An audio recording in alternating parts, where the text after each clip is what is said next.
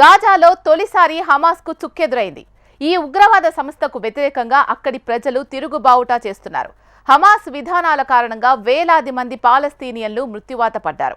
దీంతో ఈ తీవ్రవాద సంస్థను ఇప్పుడు అక్కడి ప్రజలు తీవ్రంగా వ్యతిరేకిస్తున్నారు. హమాస్ గెట్అవుట్, యుద్ధాన్ని ఆపాలి, మేము శాంతియుతంగా జీవించాలి అనుకుంటున్నాం అని రాసి ఉన్న ప్లకార్డులు ప్రదర్శించారు. నిరసనకారులపై ఆగ్రహించిన హమాస్ సమర్థకులు తుపాకులు, లాఠీలను ఉపయోగించి వారిని బలవంతంగా చెదరగొట్టారు. అయితే ఈ నిరసనలకు ఎవరు నాయకత్వం వహిస్తున్నారో బయటపడలేదు.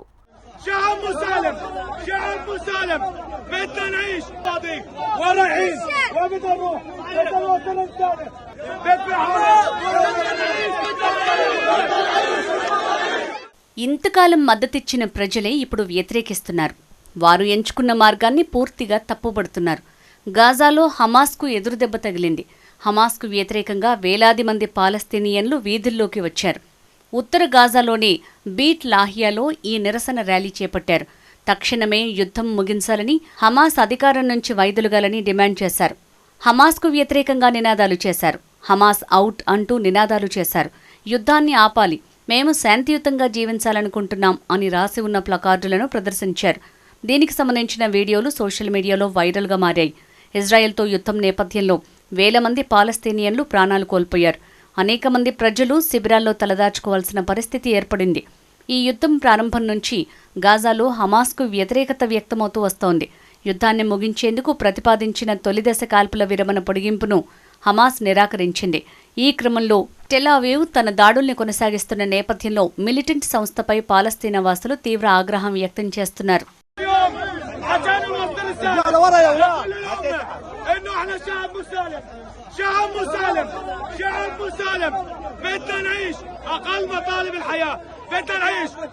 గాజాలోని ప్రజలను రక్షించేందుకు హమాస్ తన అధికారాన్ని ఎందుకు వదులుకోదని ఆందోళనకారులు ప్రశ్నించారు.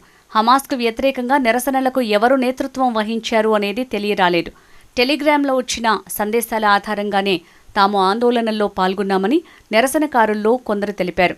ఈ హఠాత్ పరిణామానికి షాక్కు గురైంది హమాస్ సంస్థ. ఆందోళనకారులపై లాఠీలను ఉపయోగించి వారిని బలవంతంగా చెదరగొట్టారు హమాస్ మద్దతుదారులు. అయితే ఈ నిరసనలపై హమాస్ ఇప్పటివరకు ఎలాంటి ప్రకటన చేయలేదు. హమాస్ అనుకూలదారులు నిరసనకారులను దేశద్రోహులుగా ఆరోపించారు. ఇజ్రాయెల్ హమాస్ మధ్య ఎడతెగని యుద్ధం సాగుతోంది. ఈ పోరులో సమిధలుగా మారుతున్న వారి సంఖ్య అంతకంతకు పెరిగిపోతూనే ఉంది. ఇజ్రాయెల్ మీద 2023 అక్టోబర్ 7న హమాస్ దాడి చేసి 1195 మంది ఇజ్రాయేలీలను హతమార్చి 251 మందిని బందీలుగా పట్టుకుపోయింది. దానికి ప్రతీకారంగా ఇజ్రాయెల్ ఇప్పటివరకు చేసిన దాడులకు 50,000 మంది పాలస్తీనియన్లు ప్రాణాలు కోల్పోయినట్లు గాజా ఆరోగ్య శాఖ తెలిపింది. మరో 1.13 లక్షల మంది గాయపడినట్లు వెల్లడించింది. ఈ యుద్ధం ప్రారంభం నుంచి గాజాలో హమాస్కు వ్యతిరేకత వ్యక్తమవుతోంది. ఈ నేపథ్యంలోనే ఇటీవల తొలిదశ కాల్పుల విరమణ పొడిగింపును హమాస్ నిరాకరించింది. ఇటీవల కాల్పుల విరమణ ముగిసిన తర్వాత వారం వ్యవధిలోనే మళ్లీ దాడులు మొదలుకాగా వీటిలో దాదాపు 673 మంది చనిపోయారు. దీంతో ఇజ్రాయెల్ దాడులను మరింతగా పెంచడంతో ప్రాణ నష్టం జరుగుతోంది. ఈ నెల మొదట్లో గాజాలోకి మానవతా సాయాన్ని అందుకోవడంతో అక్కడి పరిస్థితులు మరింత క్షీణించాయి. ఇక గత సెప్టెంబర్లో Palestinian centre for policy and survey research నిర్వహించింది. దాని ప్రకారం గాజాలో 35% మంది పాలస్తీనియన్లు హమాస్కు మద్దతుగా ఉన్నారు. 26% మంది రమల్లాకు చెందిన పాలస్తీనియన్ అథారిటీ అధ్యక్షుడు మహమ్మద్ అబ్బాస్ పథా వైపు ఉన్నారు. ఇటీవల పథా ప్రతినిధి మెంథర్ అల్ హయేక్ పాలస్తీనియన్ల అస్తిత్వాన్ని కాపాడేందుకు పరిపాలన నుంచి తప్పుకోవాలని మిలిటెంట్ సంస్థకు పిలుపునిచ్చారు. పాలస్తీనాలో 2 పార్టీలున్నాయి. ఇందులో ఒకటి ఫతా, రెండోది హమాస్. ఫతాకు నాయకుడు యాసిన్ అరాఫత్.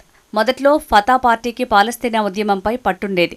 హమాస్ పూర్తి పేరు హర్కత్ అల్ ముఖావమా అల్ ఇస్లామియా. పాలస్తీనా భూభాగాలపై ఇజ్రాయెల్ ఆక్రమణకు వ్యతిరేకంగా మొదటి ఇంతిఫాదా తిరుగుబాటు ప్రారంభమైన కొద్ది కాలానికి ఇమాం షేక్ అహ్మద్ యాసిన్ అబ్దుల్ అజీజ్ అల్ రంతిస్సి 1987లో గాజాలో హమాస్ ఉద్యమాన్ని స్థాపించారు.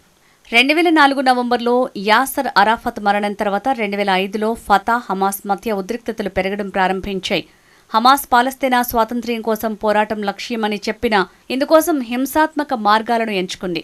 2006న జరిగిన PLO అసెంబ్లీ ఎన్నికల్లో మొత్తం 132 సీట్లలో 74 హమాస్ పట్టు సాధించింది. అధికారాన్ని పంచుకోవడానికి రెండు పార్టీలు ఒప్పందాన్ని కుదుర్చుకోవడంలో విఫలమయ్యాయి. దీంతో హమాస్ 2007లో గాజాను స్వాధీనం చేసుకుంది.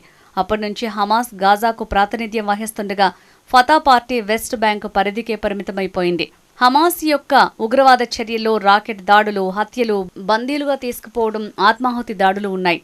హమాస్ దాడుల కారణంగా ఇజ్రాయెల్లో వందలాది మంది పౌరులు మరణించారు. హమాస్ ఉగ్రవాద చర్యలు ప్రపంచవ్యాప్తంగా ఆ సంస్థ పట్ల వ్యతిరేకతను పెంచాయి.